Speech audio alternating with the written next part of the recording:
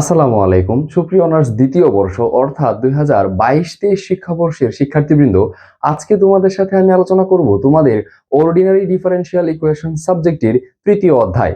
এই অধ্যায়টি টোটাল 7টি উপ অধ্যায়ে বিভক্ত। এক্ষেত্রে 3 এ থেকে জি পর্যন্ত 7টি অধ্যায়ের মধ্যে পরীক্ষায় প্রতি বছর 3 এ, বি এবং এফ এবং জি এই টোটাল 4টি অধ্যায় থেকে সব থেকে বেশিবার প্রশ্ন এসে থাকে। তবে এক্ষেত্রে 3 সি, ডি এবং ই এই টোটাল 3টি অধ্যায় থেকে একটি বা দুটি ম্যাথ আসতে পারে। তাই সবচেয়ে গুরুত্বপূর্ণ অধ্যায় হচ্ছে 3 এ, বি এবং এফ, জি। চলো আমরা তাহলে আজকে আলোচনা করব 3 এ অর্থাৎ প্রথম ক্রম এবং প্রথম ঘাতের অন্তরক সমীকরণ টাইপ 1। আচ্ছা, এই ক্ষেত্রে প্রথম ক্রম এবং প্রথম ঘাতের যে অন্তরক সমীকরণ এটি আমরা বলতে কি বুঝি? আমরা প্রথম অধ্যায়ে ক্রম এবং ঘাত এই বিষয়টি আলোচনা করেছি। ক্রম হচ্ছে স্বাধীন চলকের সাপেক্ষে অধীন চলককে যত সংখ্যকবার অন্তরীকরণ করা হবে সেই সংখ্যাটি হবে তার ক্রম, এবং কোনো একটি অন্তরক সমীকরণে সর্বোচ্চ ক্রমের যে পাওয়ার সেটি হবে তার কি ঘাত। তাহলে দেখো সংজ্ঞায় লিখেছি M x comma Y dx, অর্থাৎ এই ক্ষেত্রে একটি ফাংশন দেওয়া থাকবে যেটি হচ্ছে কিসের এক্স ওয়াই এর, এবং N x comma y dy equals to 0 বা dy dx equals to f of x comma y আকারের অন্তরক সমীকরণকে বলবো প্রথম ক্রম এবং প্রথম ঘাতের অন্তরক সমীকরণ। সুপ্রিয় শিক্ষার্থী, এক্ষেত্রে দেখো যে ডিওয়াই বাই ডিএক্স, এই ক্ষেত্রে আমরা বলছিলাম যে এক্স হচ্ছে কি তার স্বাধীন চলক, ওয়াই হচ্ছে অধীন চলক। স্বাধীন চলকের সাপেক্ষে অধীন চলককে কয়বার অন্তরীকরণ করা হয়েছে? একবার। তাই এর ক্রম হচ্ছে কত? ক্রম 1 এবং ক্রম 1। তাই বললাম যে সর্বোচ্চ ক্রমের যে ঘাত, তার মানে এখানে ঘাত হিসেবে কত আছে? 1। তাই এর ঘাত হচ্ছে 1। এটি হচ্ছে প্রথম ক্রম এবং প্রথম ঘাতের অন্তরক সমীকরণ। তাহলে চলো আমরা আজকের এই অধ্যায়ের যে সমস্যা তার সমাধান করি। আমি লিখে রেখেছি উদাহরণ 2। প্রথমে বলা আছে যে ln dy dx equals two ax plus by, এবং দ্বিতীয়টি হচ্ছে ln dy dx equals two 3x plus 4y। এই ক্ষেত্রে তোমার দ্বিতীয় নম্বরটি এসডব্লিউ হিসেবে রেখে রাখো, তোমরা বাসায় এটি করবে। আর 3 যেটি সমাধান 2 এর যে 1 আছে সেটি আমি এখন করে দিচ্ছি। তাহলে সমাধান, এটা হচ্ছে চলক পৃথকীকরণ পদ্ধতিতে আমরা কি করব? সমাধান করব। চলক পৃথকীকরণ বিষয়টি হচ্ছে যে এক্স চলক যেগুলো আছে সেগুলো ডিএক্স এর সাথে যাবে, আর ওয়াই চলক যেগুলো আছে সেগুলো ডিওয়াই এর সাথে যাবে। ক্ষেত্রে দেওয়া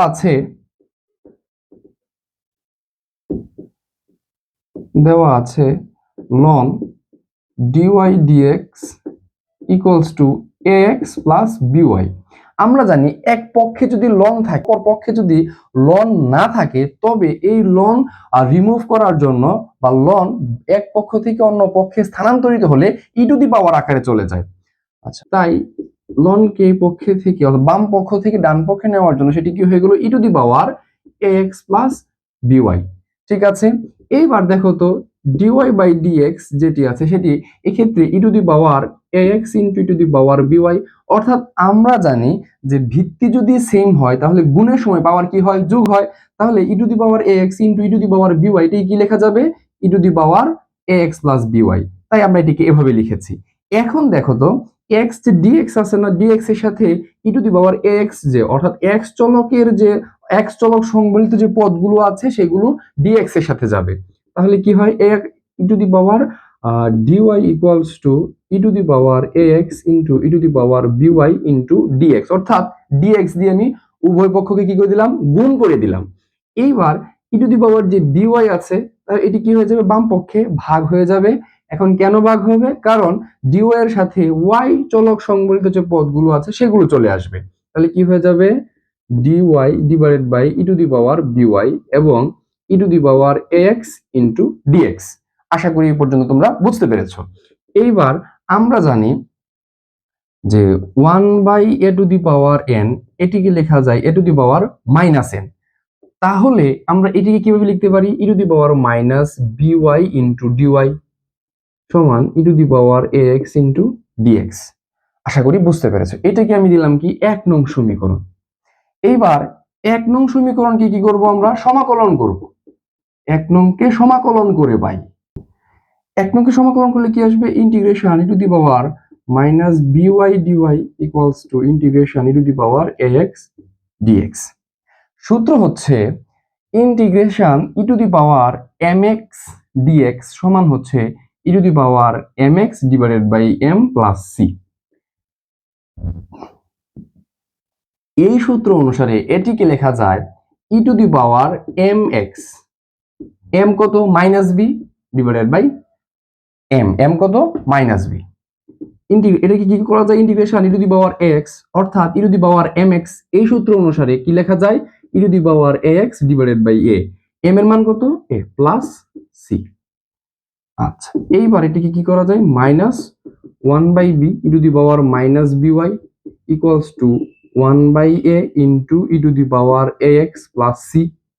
এবার সবগুলোকে কি করে নিয়ে আসলাম বাম পক্ষে নিয়ে আসি, বাম পক্ষে আনলে কি হয় 1 by b e to the power minus by minus 1 by a e to the power ax minus c equals to 0। Minus দিয়ে যদি উভয় পক্ষকে গুণ করে দিই তাহলে কি থাকে 1 by a e to the power ax plus 1 by b e to the power minus by plus c equals to 0। এবার লসাগু করলে কি আসবে ab দিয়ে যদি করি গুণ হয়ে যায় b e to the power ax plus a e to the power minus by plus abc equals to 0। এইবার এই যে ধ্রুবক অংশ যেটি আছে abc এটিকে আমরা নির্দিষ্ট ধ্রুবক ধরে ফেলবো a ধরে ফেলি। তুমি চাইলে এই ক্ষেত্রে তোমার ইচ্ছা স্বাধীন, তুমি a ধরতে পারো b ধরতে পারো d ধরতে পারো x y যা ইচ্ছা তুমি ধরতে পারো, কোনো সমস্যা নেই। তাহলে b a two the power ax e to the power a e to the power minus by plus a equals to 0, যেখানে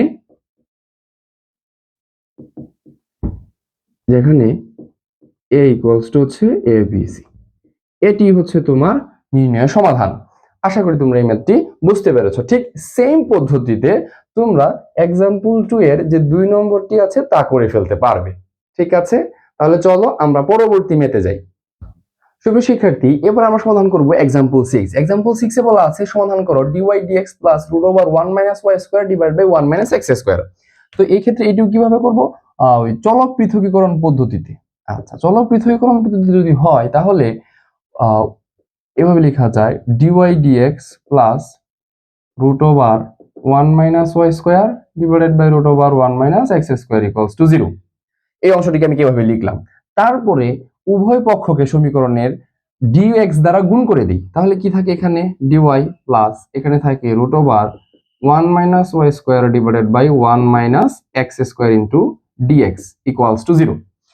এইবার সমীকরণের উভয় পক্ষকে root over 1 minus x square দ্বারা গুণ করে পাই, তাহলে dy into root over 1 minus x square plus root over 1 minus y square into dx equals to 0। অর্থাৎ সমীকরণের উভয় পক্ষকে কি করলাম আমরা root over 1 minus x square দ্বারা গুণ করে দিলাম।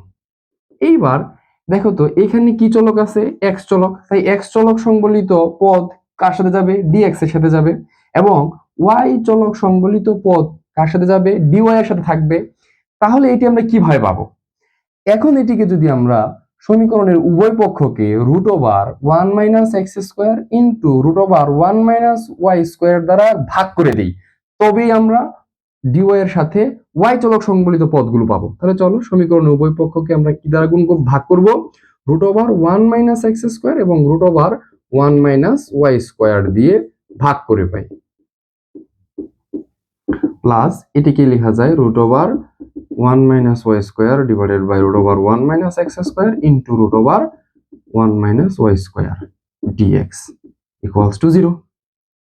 তাহলে দেখো তো এই অংশটুকু কাটা যায়, সেম ভাবে এই অংশটুকু কাটা যায়, তাহলে এখানে থাকে কত dy root over 1 minus y square এবং এখানে থাকে dx root over 1 minus x square equals to 0। তাহলে দেখো তো ওয়াই চলক সংবলিত পদ ডিওয়াই এর সাথে আছে, এক্স চলক সংবলিত পদ ডিএক্স এর সাথে আছে। এইবার এটিকে আমি 1 নং সমীকরণ ধরলাম। এখন 1 নং সমীকরণকে কি করব, সমাকলন করব। 1 নংকে সমাকলন করে পাই integration dy root over 1 minus y square plus integration dx root over 1 minus x square equals to 0। আমরা একটি সূত্র জানি, তা হচ্ছে integration 1 by root over a square minus x square dx সমান সমান হচ্ছে sine inverse x by a plus c.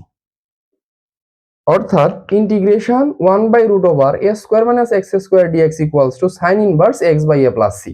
তাহলে দেখো তো এইটা কি 1 কে যদি 1 স্কোয়ার লেখা যায় মানে পরিবর্তন হয় না, ওয়াই স্কোয়ার, তাহলে কি হয় এ স্কোয়ার মাইনাস এক্স স্কোয়ারের সূত্রতে পড়ে, তাহলে ইন্টিগ্রেশন 1/√ওভার a square minus x square dy এর সূত্র হচ্ছে sine inverse x by a. এখন এক্স হিসেবে কি আছে ওয়াই, আর এ হিসেবে কি আছে 1, এইভাবে। এইবার এটি কি করা যায় 1/√ওভার 1 মাইনাস এক্স স্কোয়ার অর্থাৎ a square minus x square root over, এটি লেখা যায় sine inverse x by a কত 1 প্লাস সি ইকুয়ালস টু 0, বা sine inverse y plus sine inverse x plus c equals to 0। এটি হচ্ছে আমার আনসার। আশা করি তোমরা বুঝতে পেরেছো।